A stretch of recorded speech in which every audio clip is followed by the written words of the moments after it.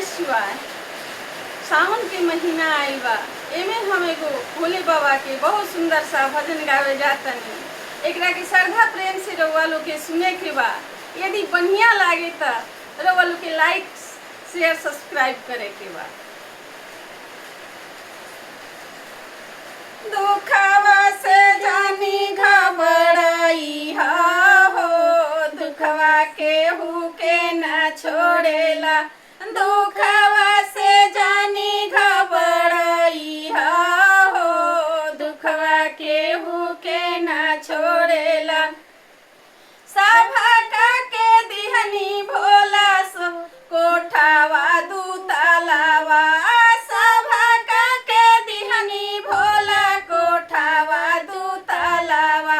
अपना के कुश के मोड़ैया हो, दुखवा केहू के ना छोड़ेला। अपना के टूटही पलनिया हो, दुखवा केहू के ना छोड़ेला। दुखवा से जानी घबराई हो, दुखवा केहू के ना छोड़ेला। दुखवा से जानी घबराई हो, दुखवा केहू के ना छोड़ेला। सभा के दिहनी भोला सालावा दू सालावा।